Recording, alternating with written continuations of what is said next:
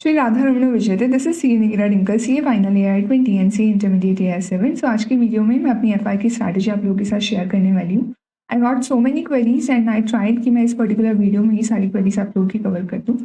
Let's begin. सबसे पहला question तो आता है कि एफआई को बेसिकली पढ़ना कैसे होता है। तो देखो, जब आपकी क्लासेस वाला फेज चल रहा है तो आपको बहुत ज़्यादा एफर्ट्स लगाने की नीड नहीं है। You just need to watch your lectures और उसके बाद जो भी होमवर्क वाला पार्ट रहता है आप उसको कर लो। होमवर्क के लिए मैं उसको रिटन प्रैक्टिस नहीं करती थी, मैं जस्ट ऑडिट करके ही क्वेश्चंस को सॉल्व करना प्रेफर करती थी।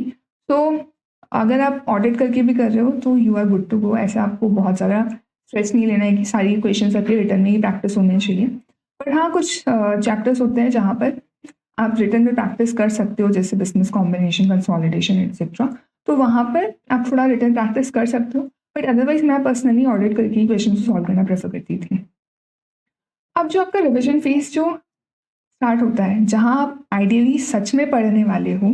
अभी तक क्लासेस तो आपने मूवीज की तरह देख ली होती है, बट जब आपका रिविजन फेज स्टार्ट होता है तब आपको थोड़ा अच्छे से चीज़ों को समझना भी होता है और करना भी होता है। तो उसमें एक तो आपको ध्यान रखना है कि आप पहले जब नोट्स पिक कर रहे हो, अगर आपको नोट्स पढ़कर ही समझ में आ जाते हैं कॉन्सेप्ट्स, तो you are good to go. आप कॉन्सेप्ट्स पढ़िए और फिर आपके क्वेश्चंस आप कर लीजिए। बट अगर आपको कॉन्सेप्ट्स याद नहीं आ रहे तो इट इज़ प्रेफरेबल कि आप रिविजन वीडियोस देख लीजिए जिसमें रिस्पेक्टिव फैकल्टी से आपने क्लास ली है या जिसकी भी आपको ठीक लगे, और आप उन क्वेश्चन कॉन्सेप्ट्स को ब्रशअप कर सकते हो। तो एफआर बेसिकली क्या होता है, जनरली सब स्टूडेंट्स ने सबसे पहला सब्जेक्ट क्लासेस जब स्टार्ट करते हैं सबसे पहले एफआर ही पिक करते हैं, तो बहुत टाइम हो जाता है पढ़े हुए। तो जनरली कई बार कुछ चीज़ें याद नहीं आती है, तो उसके लिए आप ये कर सकते हैं कि आप रिविजन वीडियोस के थ्रू अपने कॉन्सेप्ट्स को ब्रशअप कर सकते हो और फिर आप क्वेश्चन सॉल्व करने की पोजीशन में आ जाओगे।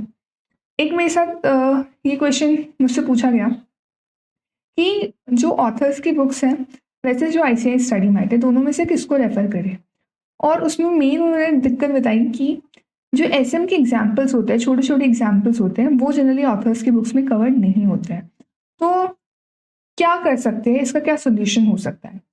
तो देखो, जनरली जो आईसीआई स्टडी मैट में ना जो छोटे मोटे एग्जाम्पल्स होते हैं वो जनरली कॉन्सेप्ट्स को एक्सप्लेन करने के लिए होते हैं।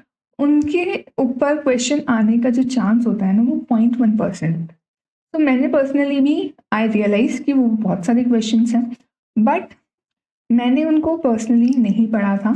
तो आई वुड सजेस्ट कि if you have so much time that you can cover तो आप कर सकते हो, बट मुझे पर्सनली नीड नहीं लगी थी तो मैंने उनको अलग से कवर नहीं किया था। तो जनरली देखो, जितने भी ऑथर्स के क्वेश्चन बैंक मार्केट में अवेलेबल है ना, ऑलमोस्ट सबने ना एक ही टाइप के क्वेश्चंस, सबने ऑलमोस्ट सेम ही क्वेश्चंस कवर कर रखे हैं।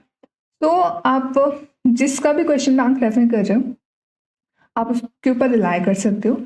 हाँ, जब आप स्टार्ट कर रहे हो एक बार आप अपनी जितनी रिसर्च करनी है आप कर लो कि किसका क्वेश्चन बैंक आपको पिक करना है, रिलायबल है या नहीं।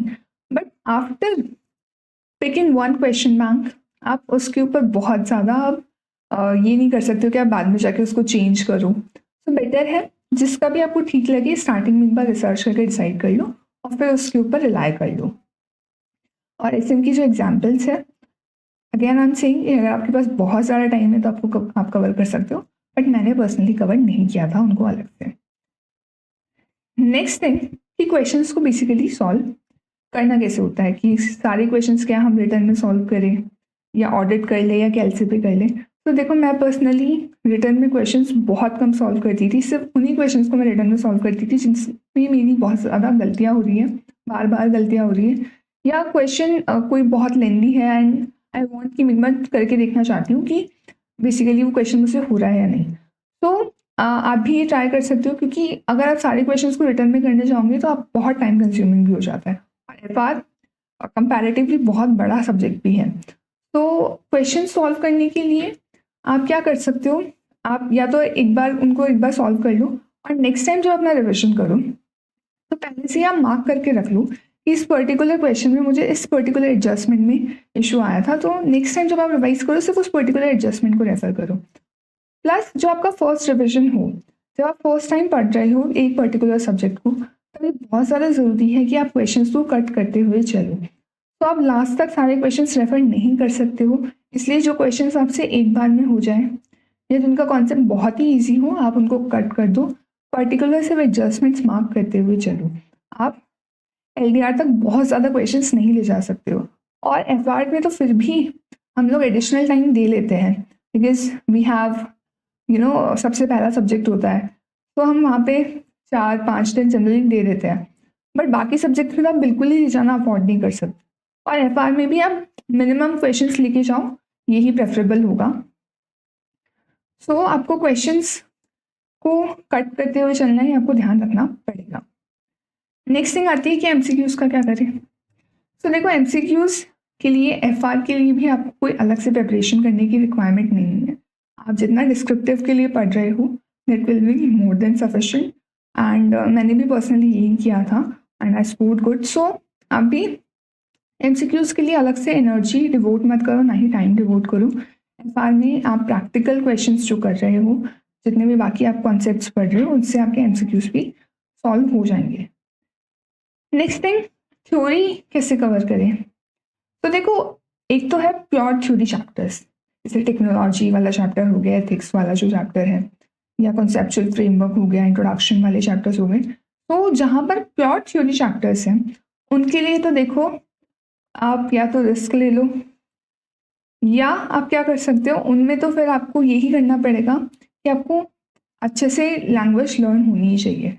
तो फॉर एग्जांपल अगर टेक्नोलॉजी वाला चैप्टर है, वहाँ पर आपसे मेन डिमांड होती है कि आपको हेडिंग्स तो अच्छे से याद होनी ही चाहिए, या एटलीस्ट कीवर्ड्स आपको याद होने चाहिए। तो टेक्नोलॉजी वाला चैप्टर काफ़ी बोरिंग है एक तो, पर उसमें आपको आपकी लैंग्वेज सेम होनी चाहिए, ठीक है।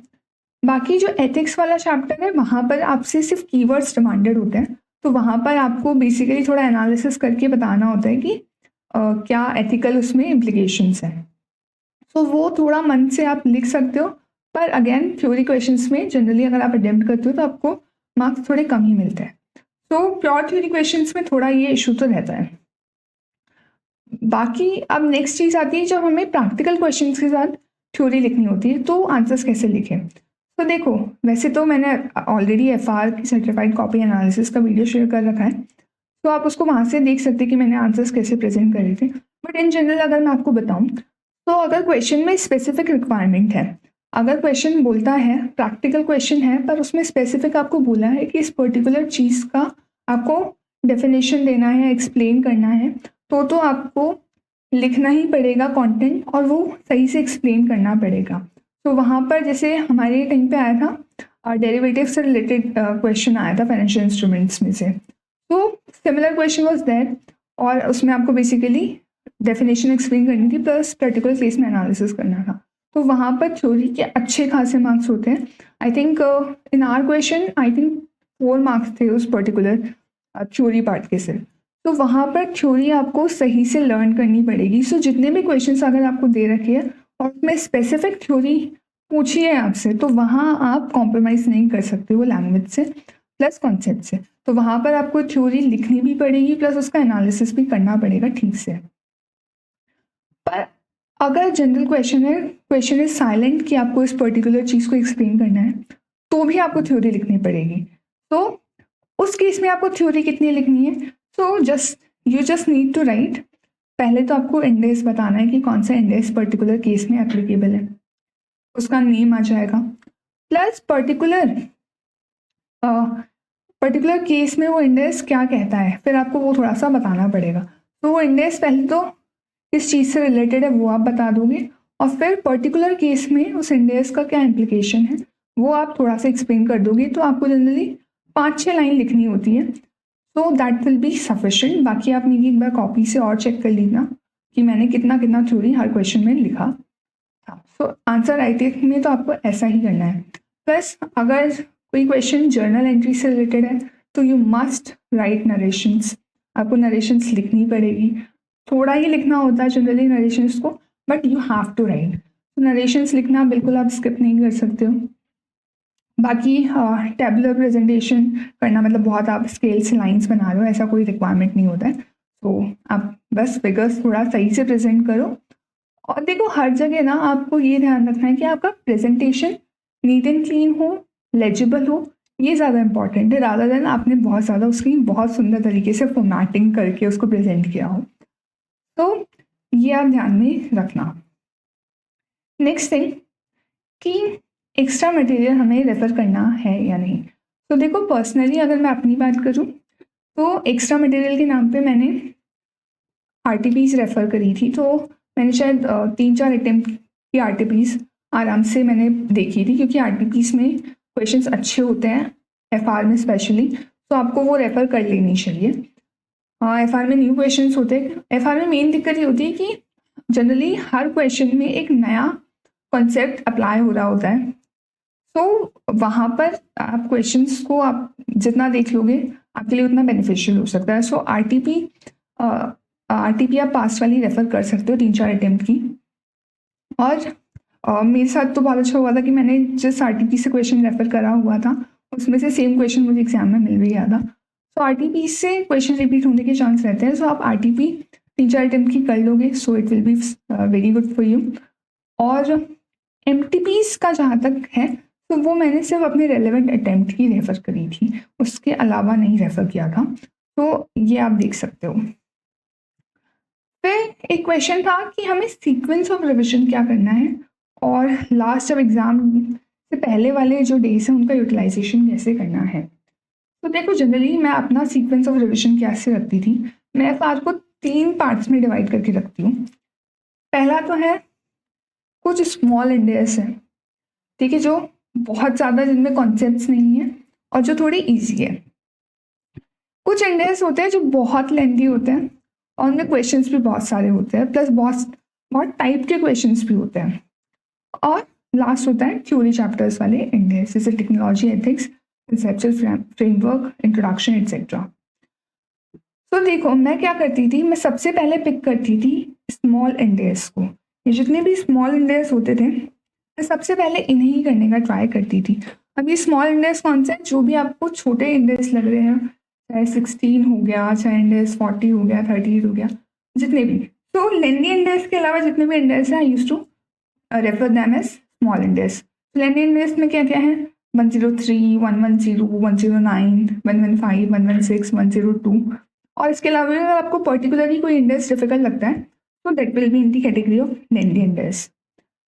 इसके अलावा जितने भी इंडेक्स बच गए वो आएंगे स्मॉल इंडेक्स की कैटेगरी में। और जो थ्योरी चैप्टर्स होते हैं उनको मैं सबसे लास्ट में करती थी। तो मैं कैसे फ्लो करूँगा कि सबसे पहले मैं करती थी स्मॉल इंडेक्स को, उसके बाद मैं लेंदी इंडेक्स को करना प्रेफर करती थी, और फिर लास्ट में मैं थ्योरी चैप्टर्स को करती थी। अब मैं स्मॉल इंडेक्स को सबसे पहले इसलिए करती थी क्योंकि एक तो उनको करने में आपको बहुत ज़्यादा टाइम नहीं लगता, प्लस आपको बहुत ज़्यादा कवरेज हो जाता है आराम से। तो सबसे पहले मैं इनको पिक करती थी सो दैट आपका कॉन्फिडेंस बिल्ड होता है जब आप इतने सारे इंडेक्स कर लेते हो ईजिली। तो सबसे पहले आप स्मॉल इंडेक्स पिक कर सकते हो। उसके बाद जितने भी ये बड़े इंडेक्स हैं तो इनको आप कैसे पिक कर सकते हो कि आप 115, 116 और 102 को एक साथ कर सकते हो। 109 के लिए आप एक्सक्लूसिव एक डे दे सकते हो, और फिर इन दोनों के लिए भी आपको जब आपका फर्स्ट रिविजन तब तो एटलीस्ट एक्सक्लूसिव डेज देने ही पड़ेंगे। तो इन इंडेज को आपको बहुत अच्छे से डेप्थ में करना चाहिए, ऐसा मैं पर्सनली फील करती हूँ। तो आप इनको आराम से एक एक दिन अगर दोगे फर्स्ट रिविजन में तो बहुत अच्छा है। स्पेशली जो जिनमें बहुत ज़्यादा क्वेश्चन है उनमें तो देने ही पड़ेंगे आपको एक दिन, 110 में तक ज़्यादा टाइम भी लग सकता है। तो इन इंडेक्स को आपको अच्छे से कंसेप्चुअली समझ के ही करना चाहिए, बिकॉज थोड़ा भी एडजस्टमेंट अगर घूम जाता है तो फिर आपका आंसर गलत हो जाएगा, हमने कॉन्सेप्चुअली नहीं समझ रखा। इसलिए ज़रूरी है कि इनको आप बहुत डिटेल में समझ कर ही करो। और फिर लास्ट में मैं थ्योरी चैप्टर्स करती थी, टेक्नोलॉजी, एथिक्स, इंट्रोडक्शन वाला। एनालिसिस में अगर आप चाहो तो इसमें मान सकते हो, बट उसमें थोड़ा सा प्रैक्टिकल पार्ट भी रहता है। तो ये मेरा फ्लो रहता था। प्लस जो मैंने 15% वाला रूल बताया था प्रीवियस वीडियो में, मैं वो हर सब्जेक्ट में अप्लाई करती थी। सो मैं एक पर्टिकुलर सब्जेक्ट को अगर 15 डेज पढ़ रही हूँ तो मैं 2 दिन उसका लास्ट में रिविजन ज़रूर करती थी। तो 13 डेज में उसमें पूरा कोर्स कंप्लीट करती थी उस पर्टिकुलर सब्जेक्ट का, और 2 दिन में उसको दोबारा से एक बार ब्रशअप करती थी। इससे जो आपकी मेमोरी है वो बहुत अच्छे से इंक्रीज हो जाती है। और ये मैं हर रिविजन में करती थी, सो आप वो भी ट्राई कर सकते हो। फिर जो एग्ज़ाम से जस्ट पहले वाले जो आपके 4-5 दिन जो भी आप डेडिकेटेड देने वाले हो एफआर को, ठीक है?